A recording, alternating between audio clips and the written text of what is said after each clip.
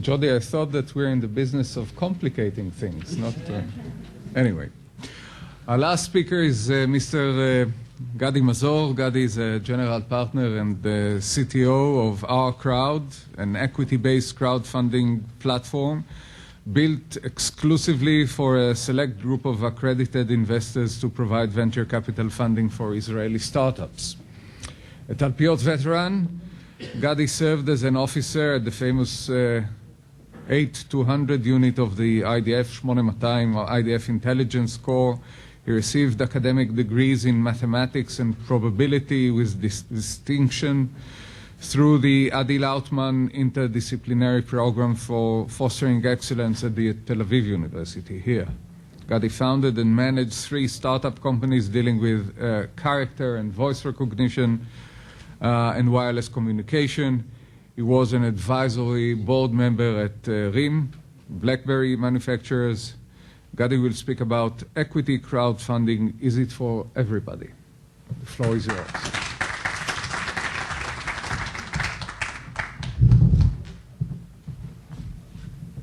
Just need to find my presentation.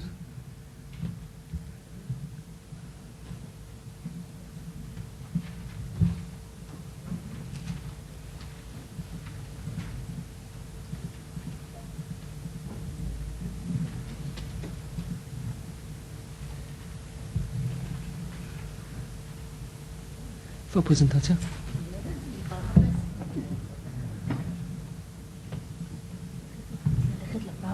משם תתחיל לדבר, נמצא לך.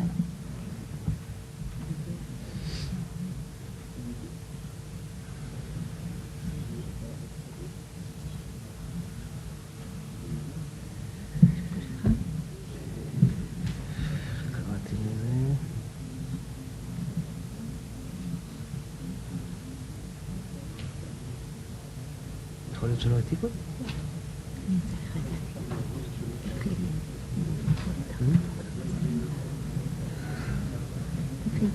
לא, אני תמיד מתחיל עם פרזנטציה.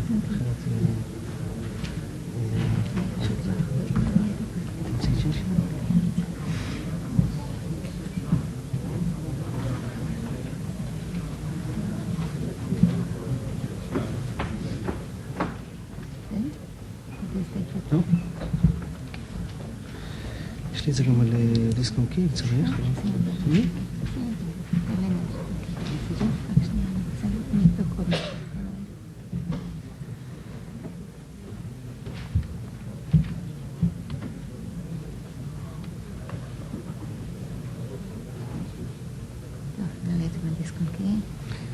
I was actually the only one that sent it on time. So I'm actually not going to start speaking, just a bit of rebuttal to Jody after this amazing introduction to OurCrowd. I wanted to jump to the last slide of the presentation, and one of the advices I got back early on was actually that you never do this. You never start talking about your presentation before everything is set up. I mean, you start when everything is set up. That's an amazing advice I got, as part of a course of a Technion, because otherwise you basically kind of jump all over slides, and then every slide you get back later. Yeah, thank you. You basically killed with that improvised introduction. So, but actually, a rebuttal, I'll jump to the last slide of my presentation, okay? And this is this slide. We launched, and so I'm killing that slide, but only this slide. We launched crowdfunding, OurCrowd, officially in February. Since then, we did 24, this is an old slide, we did 24 deals that we announced as closed deals since February. So this is combined more than all the VCs in Israel at the same time together. So it's not all bad.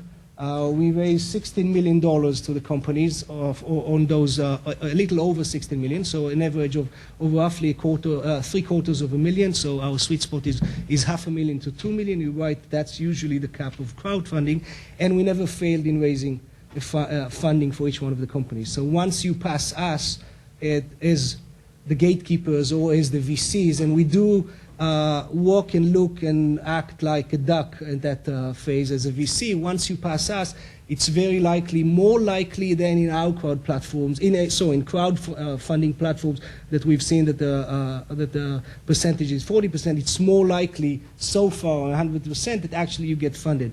And the difference in our model, and again, I'll get back to the presentation, the kind of the formal or the ordinary course of presentation, but difference, and that's I think where your mistake was, is that unlike after docs, that you're absolutely right in describing the process with them. You need to persuade the champion of you or the guy who manages the angel club. Then he needs to go and persuade basically the whole group or almost all the group, okay? And it's a binary decision. Binary in terms of either a majority vote or, but they make a joint decision whether they actually are going to get, and then it's binary, okay? In our case, after you persuade us, and we post that, and I'll describe that in more details, more ordered manner in a second, once you persuade us and we put that up, that's 1,500 different investors that make their own decisions, and you just need to get enough of them to like you, and then that's why we get 100% and not go through the whole process, and then the crowd that didn't get your enthusiasm and so didn't, I mean, sorry, not the crowd, the club of like after docs didn't. So that's the difference, and I'll get, and again, once I got that off my chest, I can start. I really like to take off my chest because I'm from after docs. So let's put after docs as a placeholder. I mean, I didn't mean anything specific on this, but the model of angel clubs, that's not the model of equity-based crowdfunding. It's a different scale of the number of investors, and this binarity doesn't happen in our case. You just need to get enough of critical mass of investors to fund you, like crowdfunding in general, and not just some type of a decision of a club to invest in you. Just a little bit of background on the space we are acting in. So, for the last few years, except for the bad years in the 2009 and in 2010, VC investments were in Israel were in roughly $2 billion a year. Grew, I mean, again, 2009 and 10 were low, going back to that level of about $500 million per quarter, $2 billion per year in 11, and even better in 2012. But what happened in Israel and what happened, and Sherwood touched that also, but what happens in the US, and these are statistics in the US, that in the last few years, VC investments in later stage companies, Series A and up, kept pretty much constant, where seed investments, early stage investment, basically tripled over those the last 2 years, okay? And then you started to see a gap between early stage in seed investments that actually made it, and they did succeed in what they were going to do. I mean, creating a prototype, getting initial traction, whatever, but just the demand for investment, or the number of investments of Series A was kept at the same level, when this one increased 3 times, and then that's what is called the Series A crunch. You have many great companies that finish that seed part and have products, and they just will not get funded because the large numbers law will say that only 1/3 of the companies will actually get funded if we stick with the original model of VC. Okay?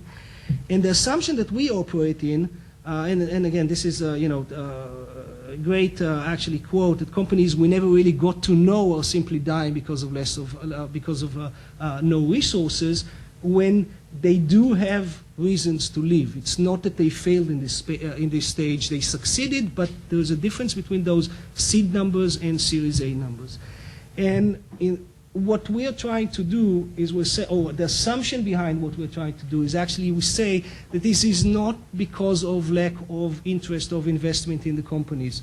It's because of the inefficiencies of the process of investing in Series A, and that there's tons of money that wants and can get to those investments but the process of VC that has not changed and is not scalable and is not fast enough for today's change and today's speed, that process didn't change for 20 years, and if we build a better process, we can actually bridge the gap. Not sure if all of it, but bridge some of it. At least to what we've seen so far, and again, I jumped to the end in terms of numbers, all the observations we could have seen so far actually proved us right. That doesn't mean that we'll be successful a long time, but at least what we could see now actually made us believe in what we're doing.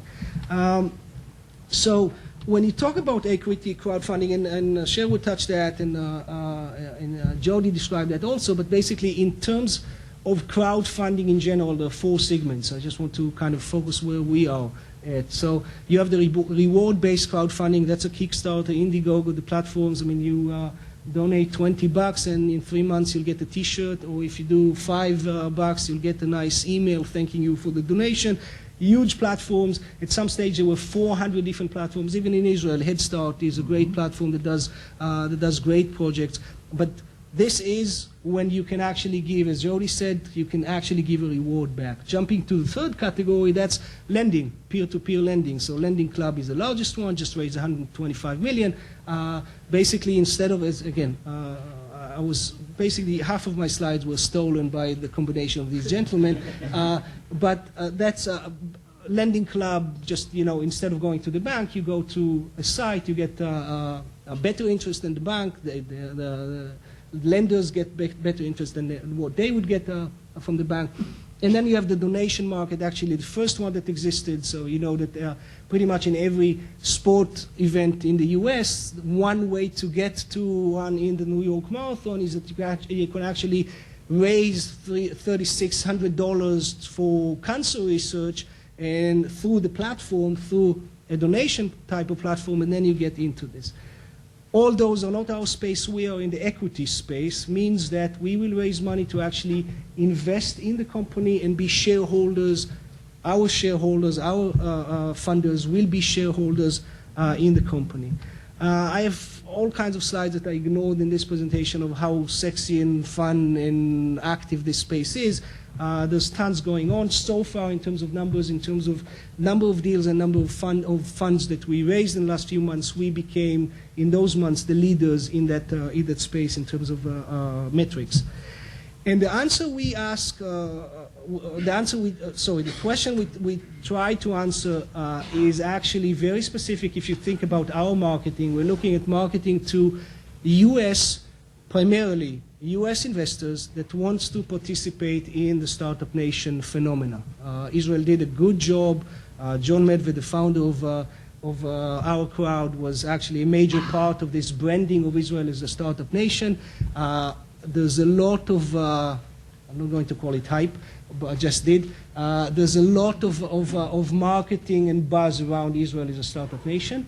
And if you think in the eyes of an angel that wants a US guy with ties to Israel, so that I'm not mentioning his religion, okay? So he has a $200,000 that he wants to invest in Israeli startups, okay?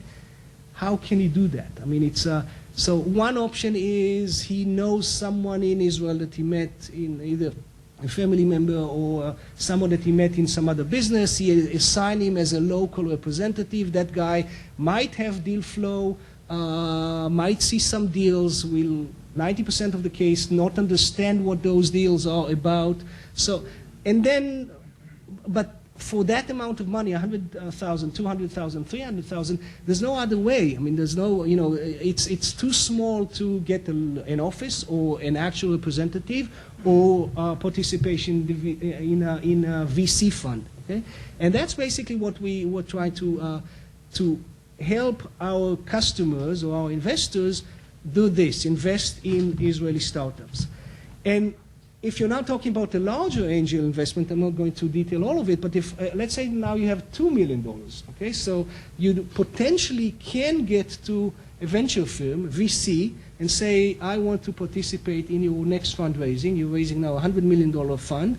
Here are my, say, $5 million. $2 million you will probably not get you in the door with the VCs, but here are my $5 million. I just want to be in your fund. The benefits is that then his money in those companies is going to be protected by those ugly terms of Series A with the protection, so not common shares and liquidation preference and rights and all kinds of protections that Series A or VC investors get, but tons of management fees. He's going to pay for 10 years 2% a year and carry some percentage of the profit.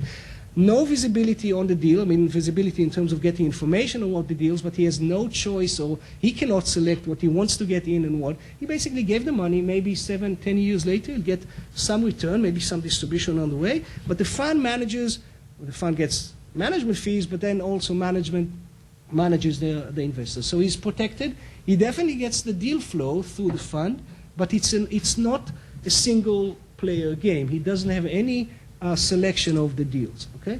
On the angel side, again, potentially selection, independent, no management fees or small management fees. He does need to pay Jody, a lawyer, to I'm sorry, but I have to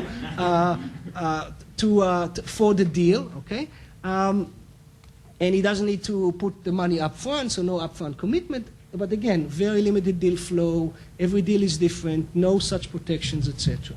And what we're trying to do, or what we're doing in the last few months, is actually a hybrid model, as Jody described, VC, angel, hybrid model. So we're basically saying, and that's the part that I'll start describe, the process. We are, in the eyes of an entrepreneur, initially, I think a very friendly and very quick VC fund, but we act as an investment firm. So you're going to come to us, I'll come back to this in a minute. You're going to come to us and you will see a process like you would see with a VC firm, but then eventually you'll get investors that are angel investors, and I'll describe in a minute what I think the benefits of that hybrid model is.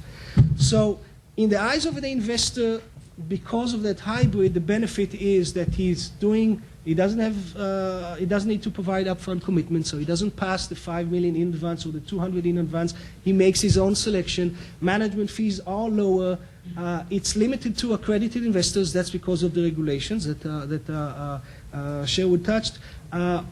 There's the benefit of aggregation that Jody described, of everything in terms, aggregated, which in the eyes of the investor is a good thing, because then you get the protection of $1 million coming to the company and not $20,000 from a given investor coming to the company.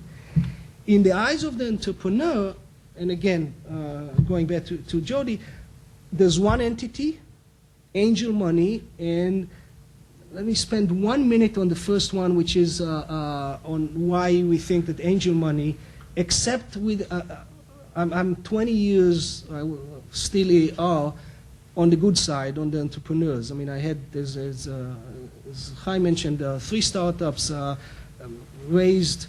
The first one was self-profitable, profitable from the very few months. We didn't raise money. Then the second one, we raised $24 million over the years. So we've seen the good, the bad, and the ugly. The current one that I'm still engaged with didn't raise money, so again, was profitable very quickly. And the way I rank that with my scars is that the best money that you can get are either from strategic investors. The best investor I ever had was Intel Capital, specifically. So either strategic investors or the Bird Foundation, and Ed, I think, Milavsky, the founder of Bird, is sitting here somewhere. He left. Okay, so he sat there. That's the number one. That's the best money I've ever received in terms of for the company.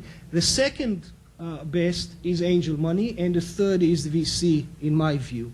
And again, just for this, the main point is that when you get angel money in, all futures of the companies are still possible, which means that when you get VC money in, there's only one type of a scenario in which your objectives and the VC's objectives are aligned, and that's if you shoot and you succeed in getting to the stars.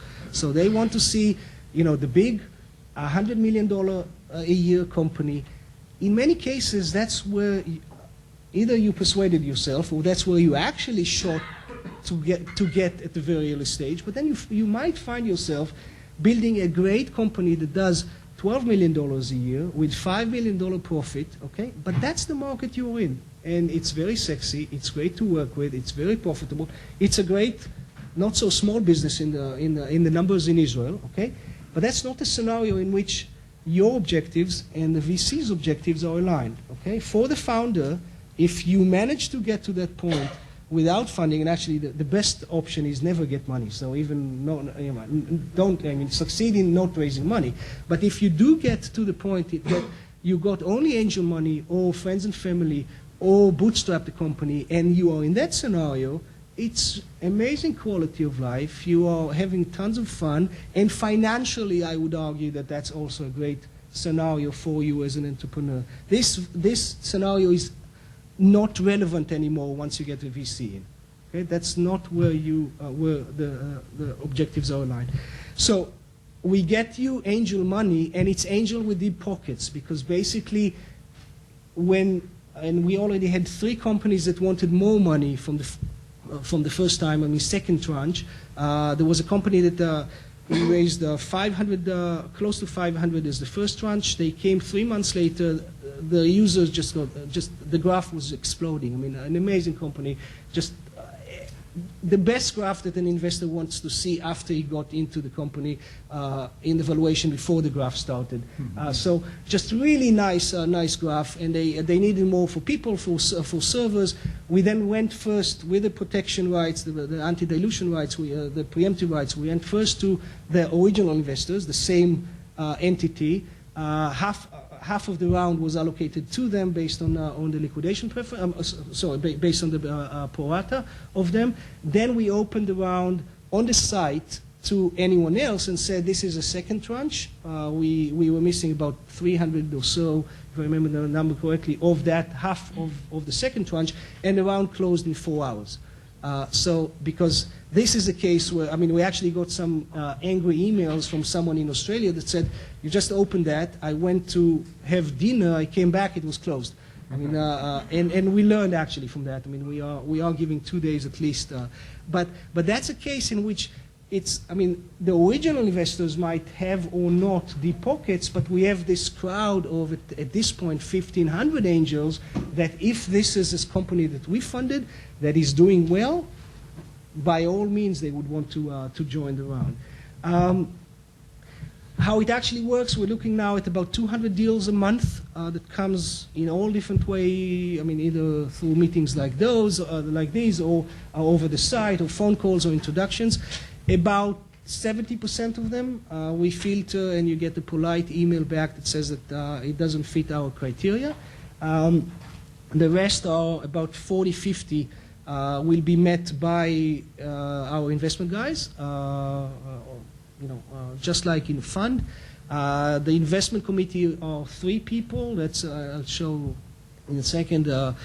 Pini, Ilan, and myself. We see on an average something like 25 companies per month that actually each one of us sees it. We try to make it at the same time. Usually, yes, we do drag you to multiple meetings with us. And at this, at the current time, we fund 3 deals a month. So every 10 days, there's a new deal that goes on the side. The system is built so that we can get to a deal a week that goes on the side. But this phase in which we look and behave like a duck, so we are a VC in this phase ends in 2 things. One is there is a term sheet, and the term sheet is, and again, I've seen the bad, the good, and the ugly, is a decent Series A term sheet. So the investors do get the protection of VC in terms of dilution, in terms of participation in future rounds, but it's very fair relatively to things I've seen in some of the, let's say, anyone that raised in 2002 can tell you horror stories on what the term sheet can include. That term sheet is relatively, I think, in my view, very fair. So there's a term sheet, and there's a commitment from our side to participate in the round. So in each one of those funding that we did, our money, the partners' money, went with the investors to the company also. So 10%, actually, to be specific, at the minimum of $50,000 or 10% of the round which de facto is $50,000 because we only once did less than $500,000. So $50,000 of our money goes with the investors' money to the company, and this is basically our statement to the investors. We're not an investment banker that just solicit deals. We are basically putting our skin in the game. Every deal is a deal that we like. At this point, it's 2, 3, 4 deals out of 300, 200 that we've seen, so we do like those deals at that stage. Our money is in with the investor money, and this is then going on the site. And the site then includes the presentation, the team, and most importantly, the specific deal terms, so very open on exactly the valuation, whether we get a board seat or we don't get a board seat. In almost all cases we do. So very specific deal terms of the deal, and our analysis of the due diligence. So a 3, 4, 5, 6-page document that we prepare internally and then publish to the investor that shows what we think are the risk factors, why we like the company, what our due diligence calls revealed. So this goes on the site. So the investor has full disclosure of the information that we have. All the investors get an email that says there's a new deal. They have to sign into to the site. Only accredited investors can access so that information, and we tell that to the company. Assume that information that you put on the site or we put on the site for you is public, because they need to sign in, they need to be accredited, but it's still 1,500 people. It's not really protected information, so nothing too secretive goes there.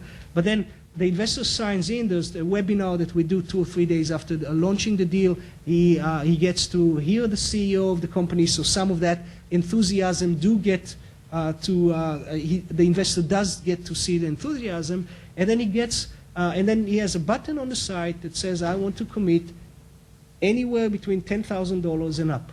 So for that investor that has $100,000 in the US, he can actually build a portfolio of 10 companies, putting $10,000 in each one of the companies. And this is, by the way, the safest way to invest as an angel investment. Research show that you need a portfolio of 8 and up to actually make money. And if you're trying to focus on 1 or 2 or 3 with relatively small sums, that's not going to work, again, statistically. So one of our KPIs is to see repeat investments coming from our investors. So he commits $10,000, just like Kickstarter. There's this bar, and we set that the target is to get to a minimum of $1 million and a maximum of $1.5 million, depending on what, say, we decided with the company.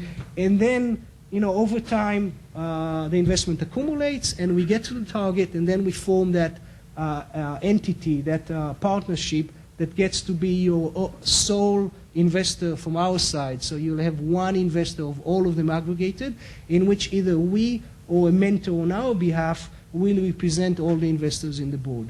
So in terms of the bujeras of dealing with 50 angels, you don't have that. Okay, you have one, and you have hopefully a friendly fund that comes with those investors, with the connections, with the ability to help.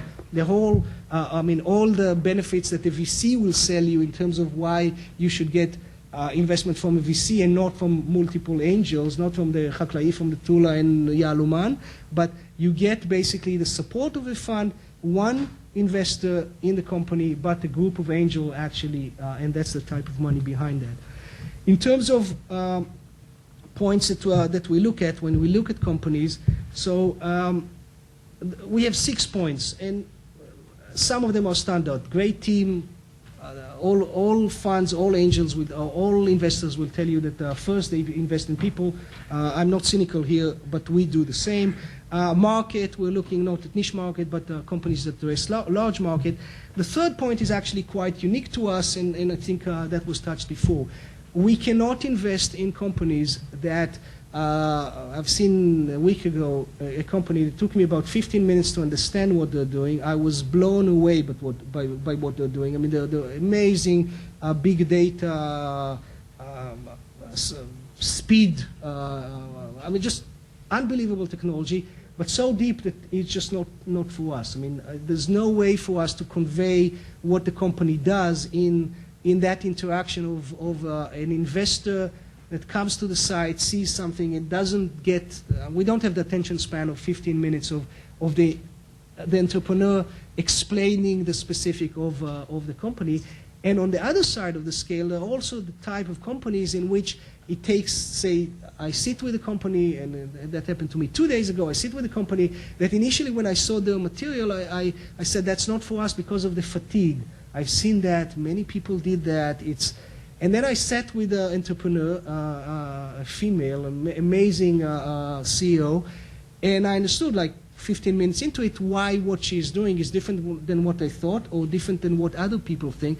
This, again, is a tricky situation for us, because I can understand that after 15 minutes, after knowing some of the space. This is a problem when and typically in the process that you go with the fund here, at some point we will actually try to formulate those 2 sentences that will go as the headline of the investment and see that they make sense. And to give kind of the most positive example, we had a company that the tagline was Israeli Air Force simulation technology in the brain operations room. Okay? That was easy to sell just by this sentence. So that's the criteria. And traction and sponsorship. We like to invest with other people. And, of course, valuation. We are Israelis, so we look at for good deals. Not going to focus on the team. I never do this, but just this looks and behaves like a duck. We are an investment firm when you interact with us initially and later on. So it's not, you're not talking with the crowd. You're not creating the coolest video. I mean, video is one of the tabs, actually. And we, if you don't have a video, we'll create a video for you. But that's not how the deal is sold. The deal is sold as an investment firm. Great press coverage. Again, that's us as a startup now. I mean, we are competing in that space of equity crowdfunding, and these are just some of the milestones in the last few months since we launched. So, and again, this is outdated. We crossed, as of the end of June, we crossed the $16 million mark with 24 investments in the company. Thank you.